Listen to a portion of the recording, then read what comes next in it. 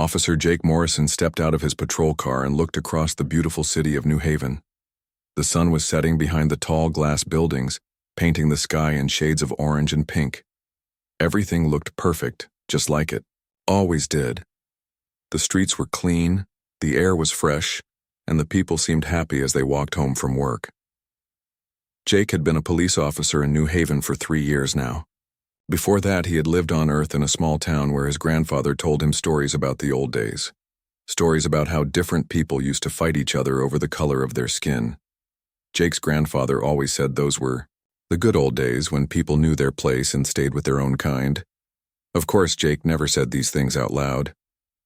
Everyone in New Haven believed that humans had moved past all that old thinking. They were supposed to be better now, living among the stars and working with alien races. But deep down, Jake still carried his grandfather's words with him. New Haven was humanity's greatest success story. Built on the planet Kepler 442b, it was home to 50,000 people from all over Earth. The city had everything anyone could want. Clean energy powered every building. Gardens grew fresh food on every block. The hospitals could cure diseases that used to kill people back on Earth. It was paradise, and everyone said so. At the center of the city stood the government building where Mayor Lisa Washington worked. She was a smart woman who had studied alien life forms before becoming a politician. For 5 years, she had led New Haven and made it into something special. Other human colonies tried to copy what she had built. Even some alien visitors said they were impressed by how well humans lived together in peace. Jake checked his watch. His night shift was just beginning. He climbed back into his patrol car and started driving through the quiet streets. Most people were home having dinner with their families. The city felt calm and safe.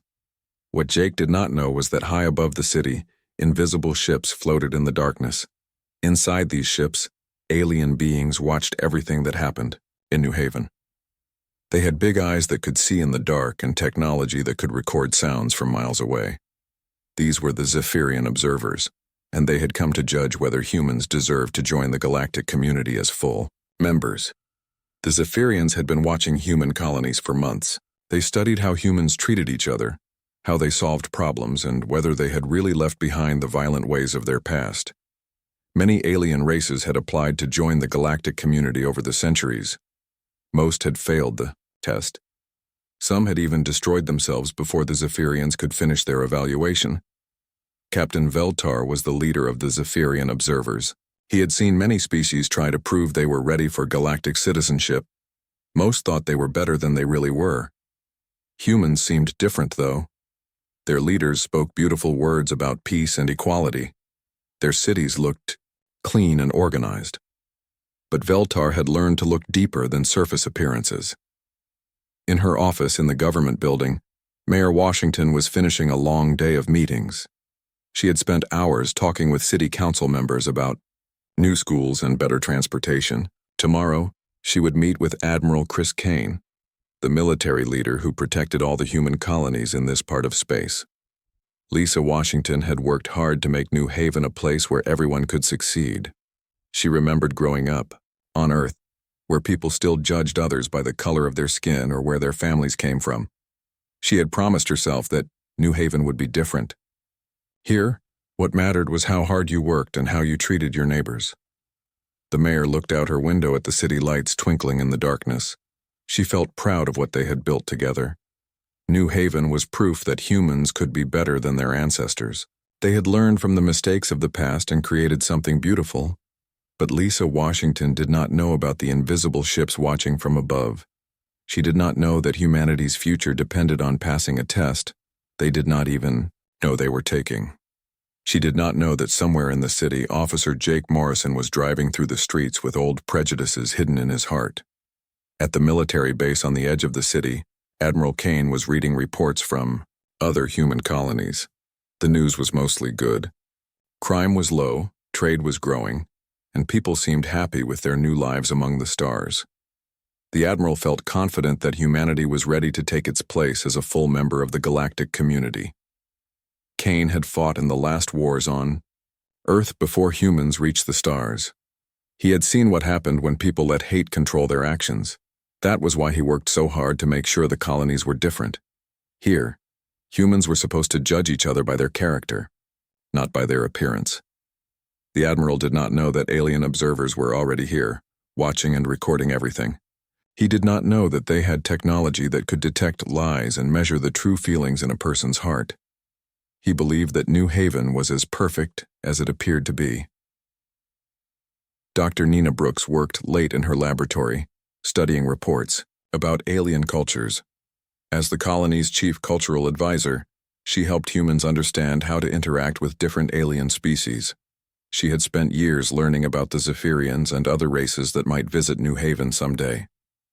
Nina knew that first impressions were important when meeting alien visitors. One small mistake could ruin years of careful diplomacy. That was why she studied so hard to understand how other species thought and what they valued. She wanted to make sure humans made a good impression when the time came. But Dr. Brooks did not know that the time had already come. The Zephyrians were here, watching silently from their invisible ships. They were not interested in formal meetings or careful diplomacy. They wanted to see how humans really behaved when they thought no one was watching. As the night grew darker, Jake Morrison continued his patrol through the empty streets. He felt good about his job and proud to serve such a perfect city. He believed he was protecting something special, something that proved humans were better than they used to be. In a few hours, Jake would make a decision that would change everything. He would see a car driving through his patrol area and make assumptions based on old prejudices his grandfather had taught him. He would not know that alien eyes were watching every move he made and recording every word he spoke. The perfect city of New Haven was about to face its greatest test, and none of its people knew it was coming. Mayor Lisa Washington looked at the clock on the wall of the city council meeting room. It was already past 9 in the evening, and the meeting had been going on for 3 hours. The council members were tired, but they still had important decisions to make about the new school district and the water treatment plant. "I think we can finish this discussion next week," Lisa said, closing her folder of papers. "Thank you all for staying so late tonight." The council members gathered their things and said goodbye. Lisa was the last person to leave the building. She walked through the empty hallway, her footsteps echoing off the walls. The security guard nodded to her as she passed his desk. "Good night, Mayor Washington," he said. "Drive safely." "Thank you, Marcus. See you tomorrow." Lisa stepped outside into the cool night air. The streets were quiet now, with only a few cars passing by. She could have called for her official car with a driver, but she preferred to drive herself when she could. It made her feel more connected to the regular people of New Haven. Her personal car was an older model, nothing fancy. She had bought it 3 years ago and kept it even after becoming mayor. Some people told her she should drive something newer and more expensive, but Lisa liked her simple blue car. It reminded her that she was still a regular person, even though she had an important job.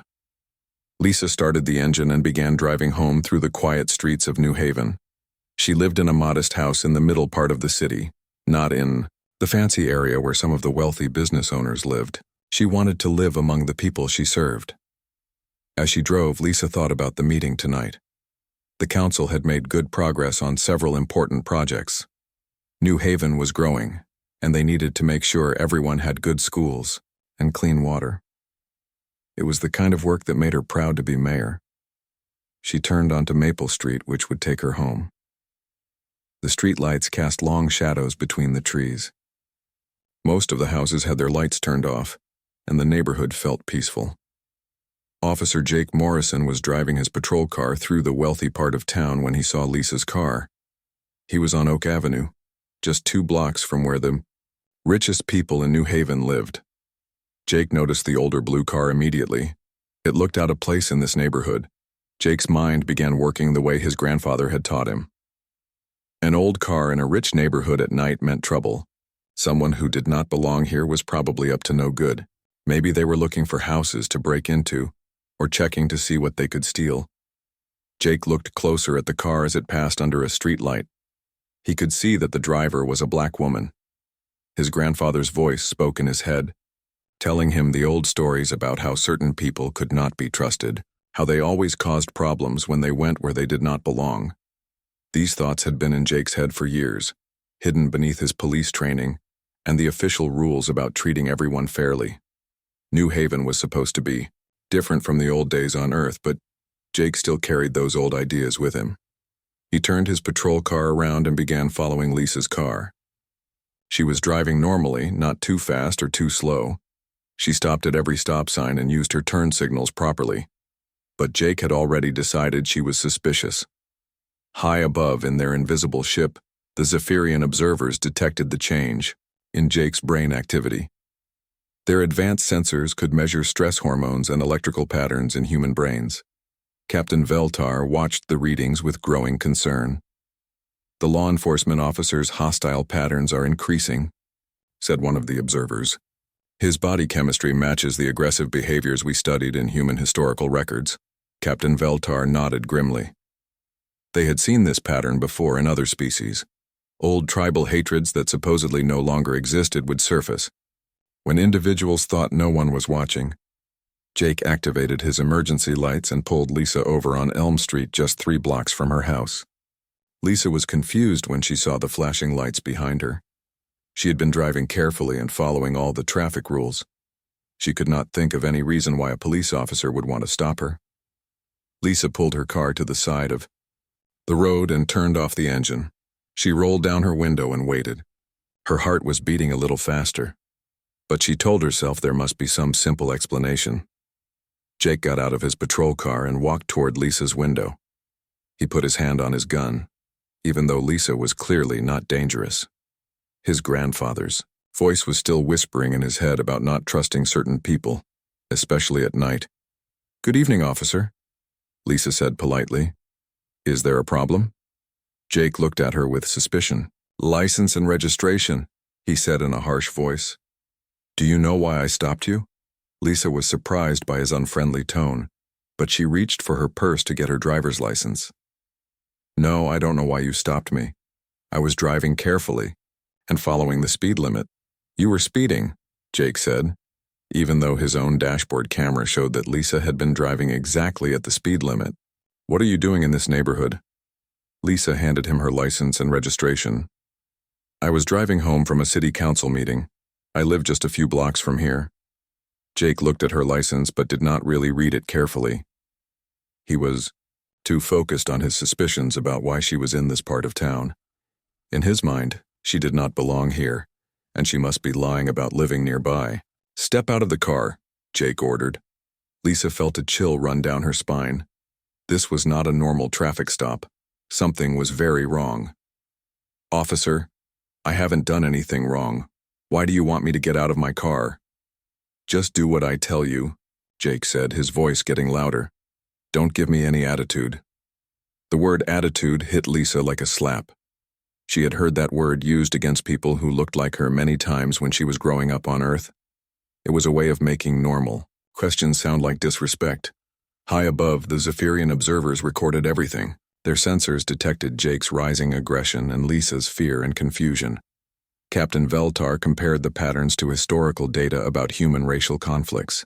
The similarities were disturbing. Lisa slowly got out of her car, keeping her hands visible.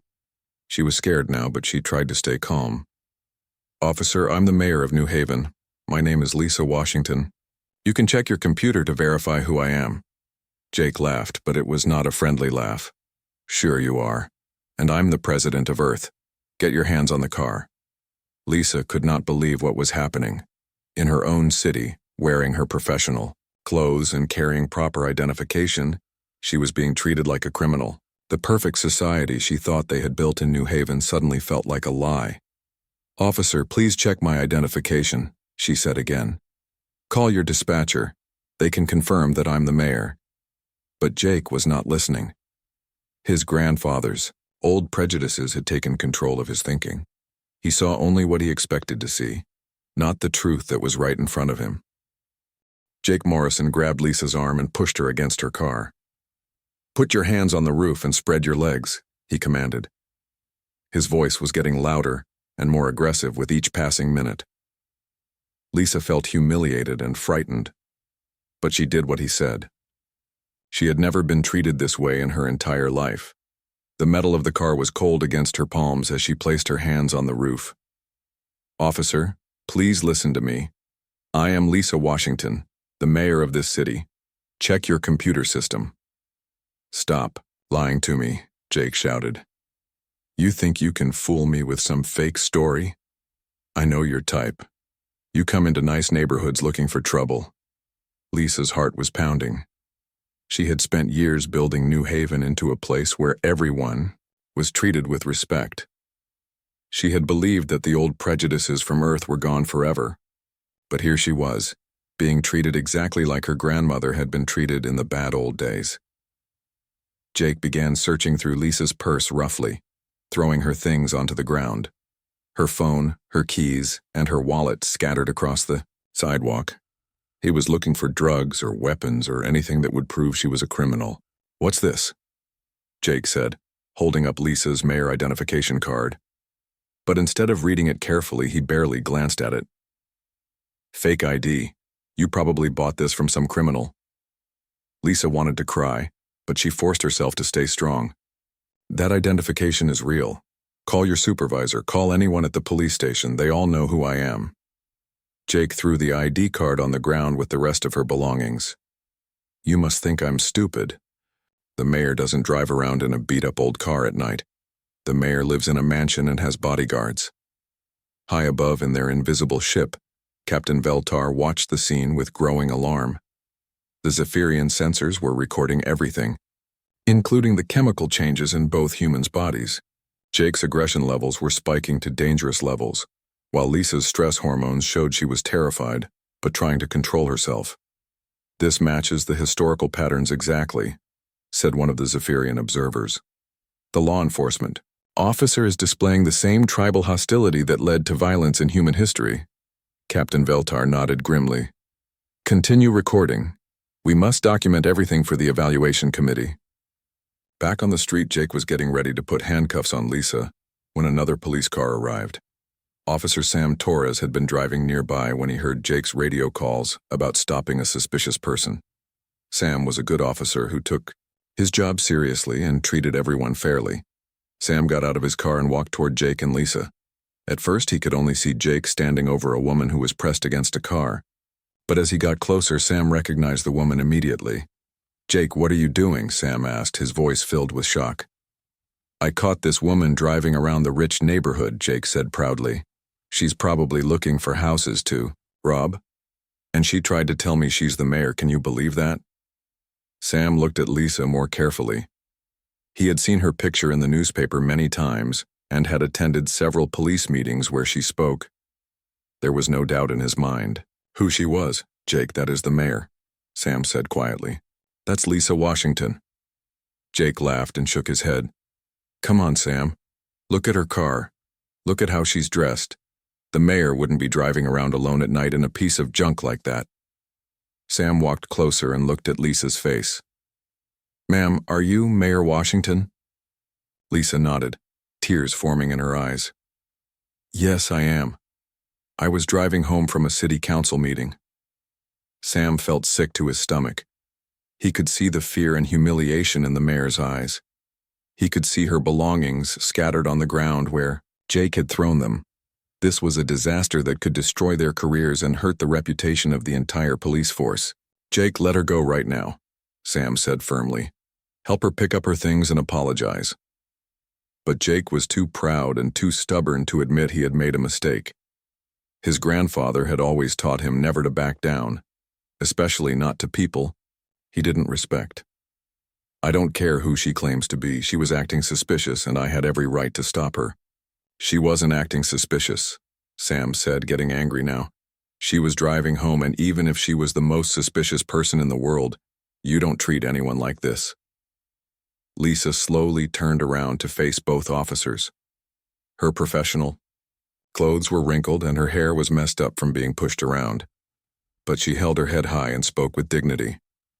"Officer Morrison, I am going to ask you one more time to check your computer system. Call your dispatcher. Call anyone who can verify my identity. I am willing to forget this happened if you admit your mistake right now." Jake stared at her with hatred in his eyes. In his mind, she was challenging his authority, and he could not allow that. You don't give me orders, I don't care who you think you are. Sam could not believe what he was hearing. He had worked with Jake for 2 years and thought he knew him. He had never seen this side of his partner before. Jake, you need to stop this right now. You're making a huge mistake. The only mistake would be letting her go, Jake said. She's probably carrying drugs or has warrants out for her arrest, that's why she's so nervous. Lisa realized that Jake was never going to listen to reason. His prejudice was too strong, and his pride would not let him back down. She slowly reached into her jacket pocket and pulled out her phone, which had a recording app. I am recording this entire conversation, she said calmly. Officer Morrison, you have violated my civil rights, used excessive force, and refused to verify my identity through proper channels. Officer Torres, I want you to know that I hold you responsible as a witness to what has happened here tonight. Sam felt his career flashing before his eyes. If this incident became public, it would be a disaster for everyone involved. The police department would be investigated, the mayor would be humiliated, and the reputation of New Haven would be damaged. Ma'am, I sincerely apologize for Officer Morrison's behavior, Sam said. This does not represent how our police department normally operates. Jake finally realized that Sam really believed this woman was the mayor. A cold fear began to creep into his stomach. If she really was who she claimed to be, then his career was over. But instead of admitting his mistake, Jake decided to double down on his actions. Even if she is the mayor, she was still acting suspicious, Jake said. I was just doing my job. Any good police officer would have done the same thing. Lisa looked at both officers with disappointment and sadness. No, Officer Morrison. A good police officer would have treated me with respect and dignity. A good police officer would have checked my identification before assuming I was a criminal. A good police officer would not have let prejudice cloud their judgment. The word prejudice hung in the air like a bomb that had just exploded. Everyone knew what Lisa was really saying. This was not about police procedure or suspicious behavior. This was about the color of her skin and the old hatreds that were supposed to be dead and buried. Officer Sam Torres helped Mayor Washington gather her belongings from the sidewalk.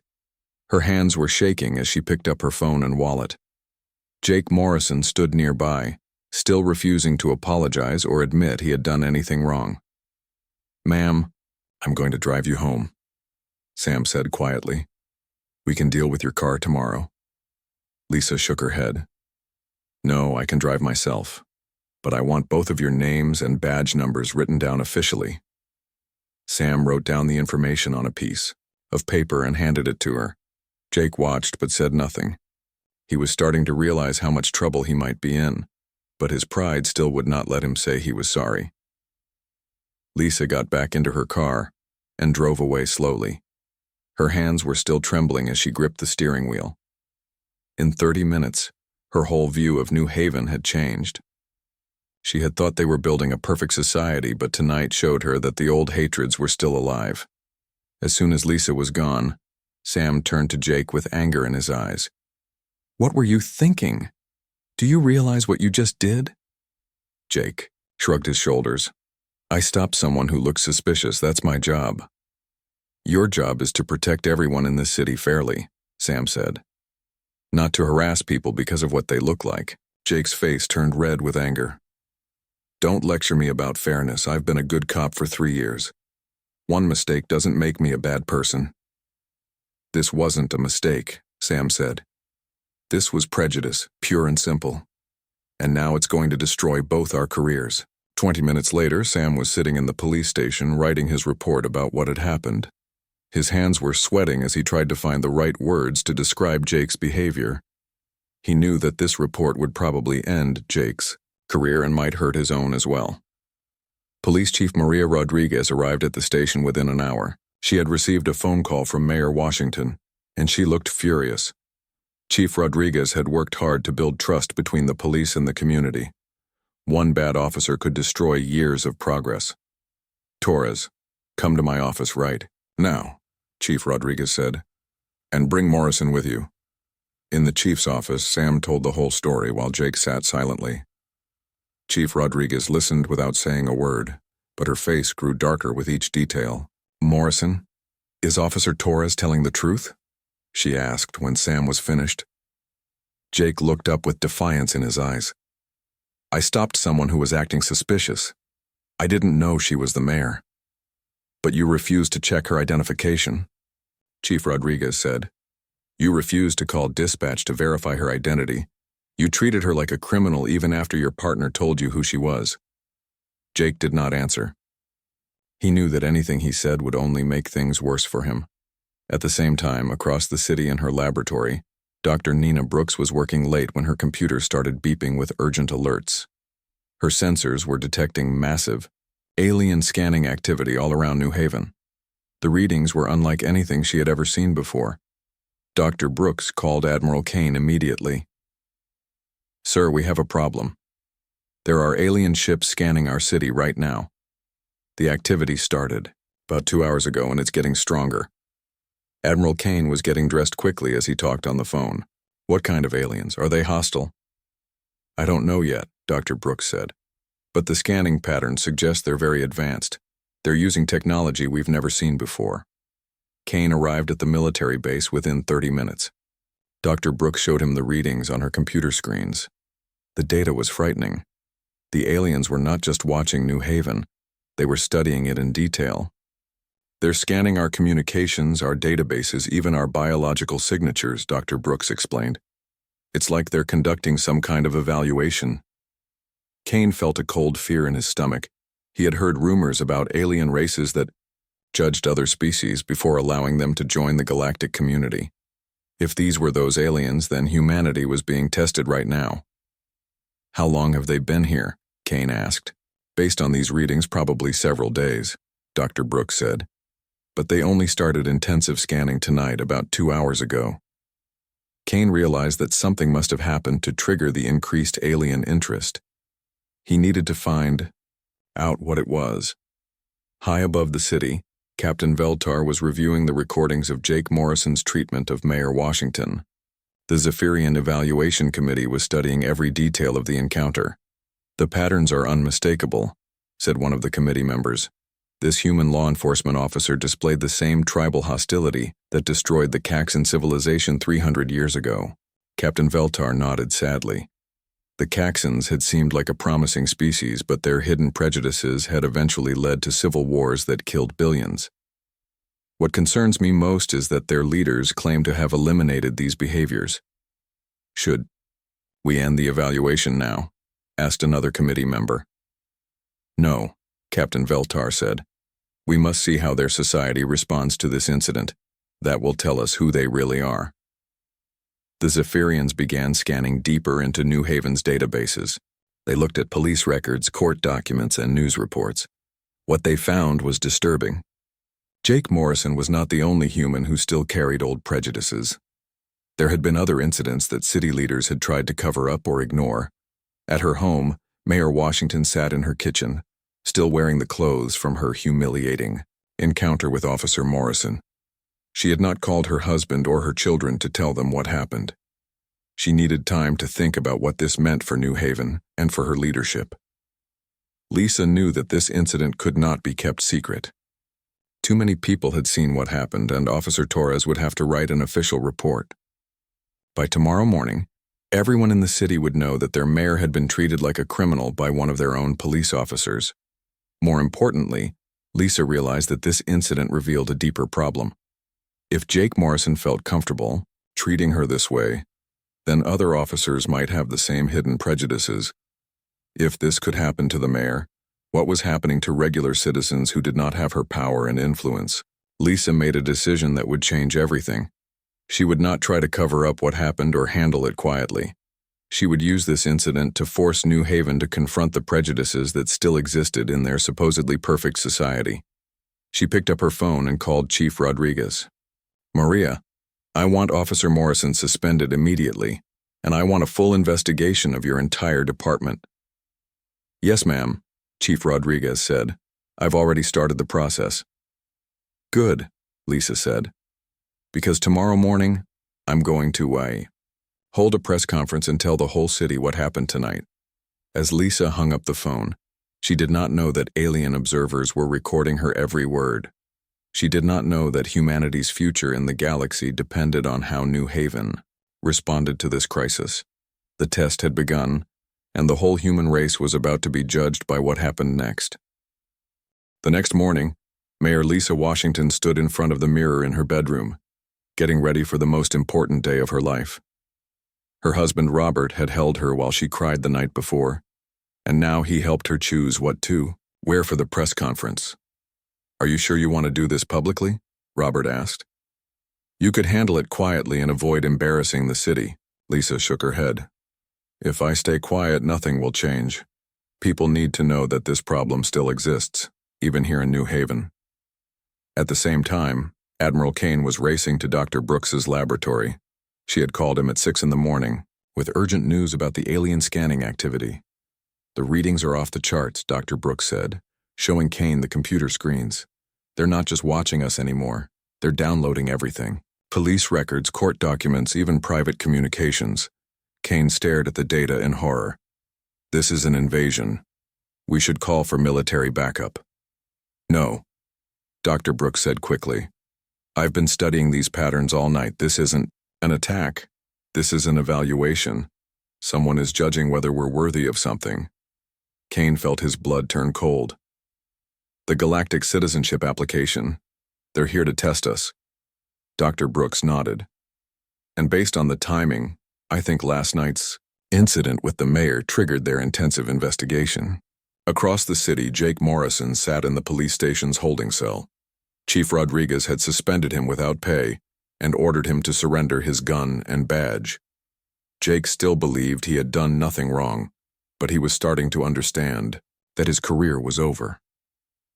Officer Sam Torres sat at his desk, writing his final report about the incident.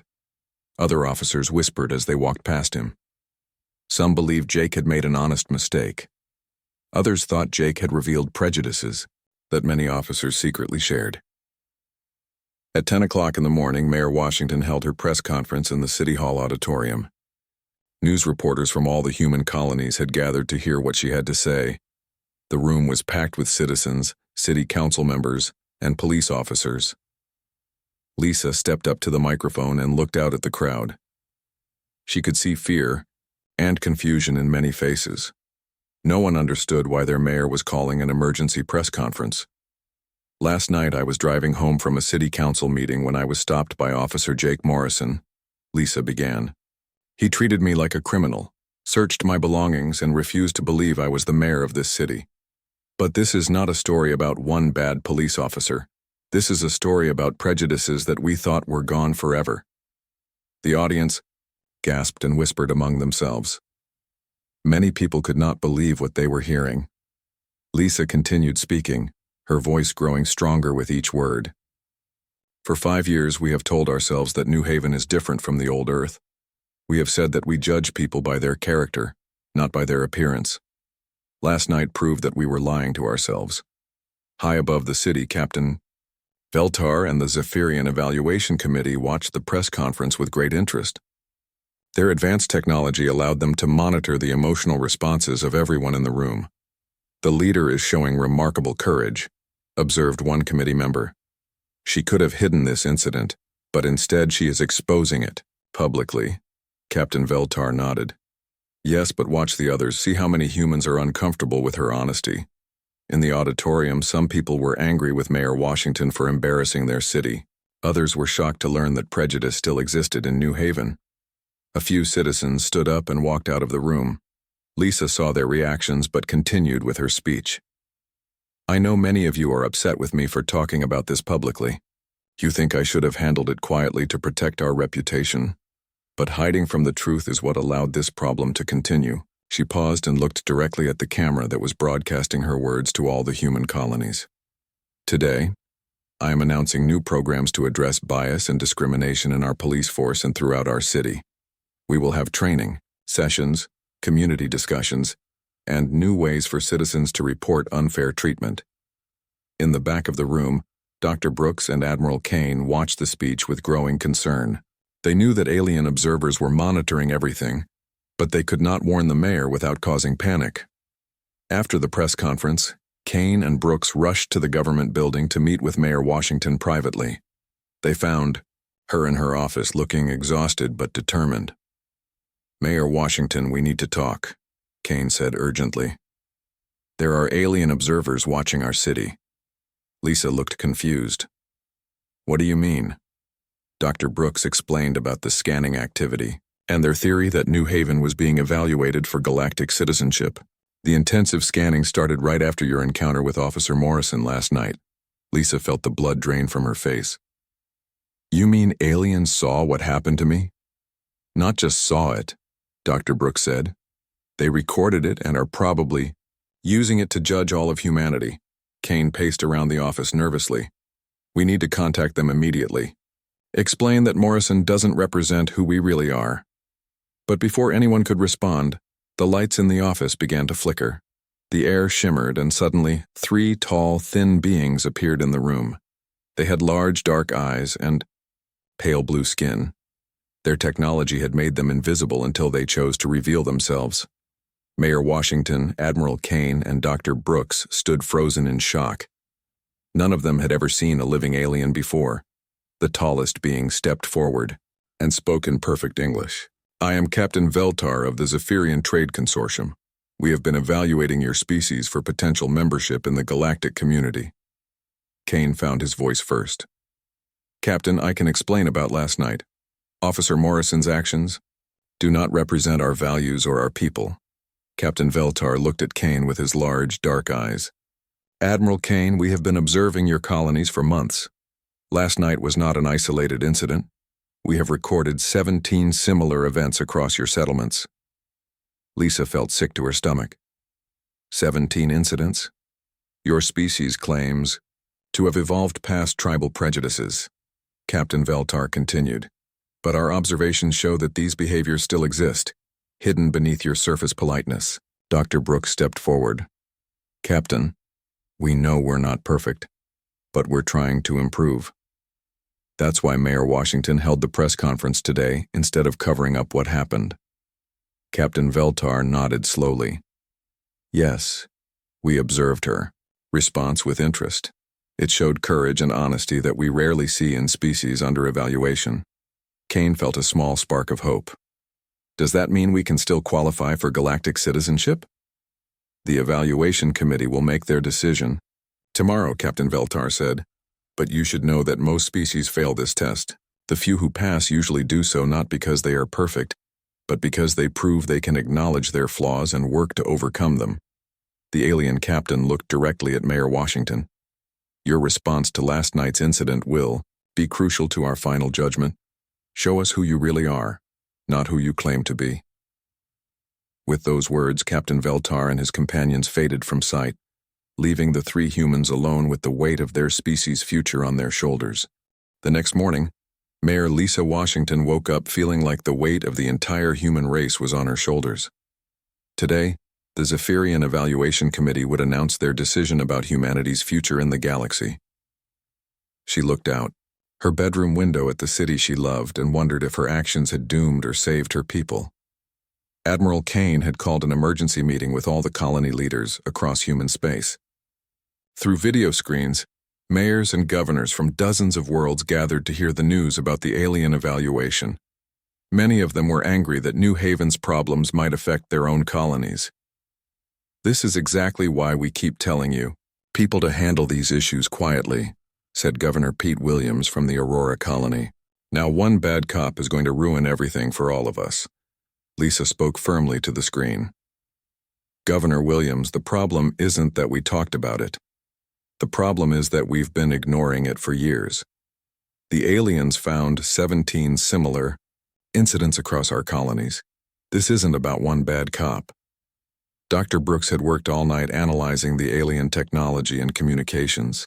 She stood up at the meeting to share what she had learned. "The Zephyrians have been watching us for months. They know about every cover-up, every incident we tried to hide, every time we chose to protect our reputation instead of fixing our problems." Kane nodded grimly. "They're not judging us on whether we're perfect. They're judging us on whether we're honest about our flaws and willing to fix them." Across the city, Jake Morrison sat in his apartment, watching the news coverage. of the alien evaluation.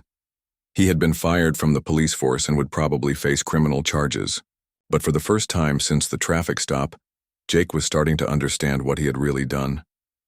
His neighbor, an elderly black man named Henry Johnson, had lived through the civil rights era on Earth. Henry knocked on Jake's door that morning holding a cup of coffee and wearing a sad expression. "Can I come in, son?" Henry asked. "I think we need to talk." Jake let Henry into his apartment. The old man sat down slowly and looked at Jake with kind but tired eyes. "I saw what happened on the news," Henry said. "I want you to know that I don't hate you. But I want you to understand something. When you stopped that woman and treated her like a criminal, you weren't just hurting her. You were bringing back all the pain that people like me thought we had left behind on Earth." Jake looked down at his hands. "I didn't mean to hurt anyone. I was just doing my job." Henry shook his head gently. "No, son. You were doing what your grandfather taught you to do. You were seeing what you expected to see instead of what was really there." For the first time since the incident, Jake felt truly ashamed of his actions. "What can I do now? I've already destroyed everything." "You can learn," Henry said. "You can admit you were wrong and work to be better. That's all any of us can do." At noon, Captain Veltar and the Zephyrian delegation materialized in the city hall auditorium. The room was packed with citizens, reporters, and government officials. Everyone held their breath as the tall alien walked to the podium. "People of New Haven and colonies of humanity," Captain Veltar began. "We have completed our evaluation of your species for membership in the galactic community." The room was completely silent. Lisa felt her heart pounding as she waited for the verdict that would determine humanity's future. "In our centuries of conducting these evaluations, we have seen many species fail this test," Captain Veltar continued. "Most fail because they cannot admit their flaws. They present a false image of perfection while hiding their true nature." Kane felt his stomach drop. This sounded like bad news. "However," Captain Veltar said, "we have also seen a few species succeed. They succeed not because they are perfect, but because they demonstrate the courage to face their failures and the wisdom to learn from them." Lisa leaned forward in her chair, hardly daring to hope. "Yesterday, Mayor Washington had a choice," the alien captain explained. "She could have hidden the incident with Officer Morrison to protect her city's reputation. Instead, she chose honesty over comfort. She chose truth over convenience." Captain Veltar looked directly at Lisa. "This choice revealed something important about your species. When faced with uncomfortable truths, some humans will choose to grow rather than hide." The alien paused and looked around the room. "However, we also observed that many humans were angry with Mayor Washington for exposing this problem. This shows that your species is still divided between those who want to improve and those who prefer comfortable lies." Dr. Brooks felt her hands shaking as she waited for the final decision. "Therefore," Captain Veltar announced, "humanity's application for full galactic citizenship is neither approved nor rejected. You are being granted probationary membership status." The room erupted in confused whispers. No one knew what probationary membership meant. Captain Veltar raised his hand for silence. "Probationary membership means you will have limited access to galactic trade and technology. We will establish monitoring stations throughout your colonies to observe your continued progress in addressing social prejudices and injustices." Kane stood up. "How long will this probationary period last?" "That depends entirely on you," Captain Veltar replied. "Some species earn full membership within decades. Others remain on probation for centuries. A few eventually fail and are removed from consideration entirely." Lisa felt both relief and determination. Humanity had been given a second chance, but they would have to earn their place in the galaxy. "What do we need to do to succeed?" she asked. Captain Veltar smiled, which was a strange sight on his alien features. "Continue doing what you did yesterday. Face your problems honestly. Address injustices when you find them. Choose growth over comfort." The alien captain looked around the room one more time. "Your species has potential, but potential means nothing without action. show us that humans can truly evolve beyond their primitive tribal instincts. 6 months later, New Haven had become a model for other human colonies. Lisa had established bias training programs, community dialogue sessions, and citizen oversight committees for the police. Crime had actually decreased as trust between the community and law enforcement improved.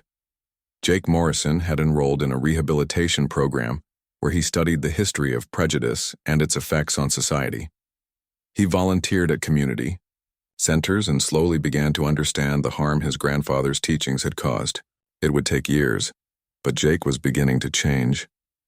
Henry Johnson became Jake's mentor in this process, showing him that redemption was possible for anyone willing to do the hard work of examining their beliefs and changing their behavior. 3. Cephirian monitoring station orbited above New Haven, recording everything. Captain Veltar received regular reports about humanity's progress. Some colonies were doing well, implementing reforms and addressing their problems openly. Others continued to resist change and hide their failures. In her office, Mayor Washington looked out at the city lights and thought about the long road ahead.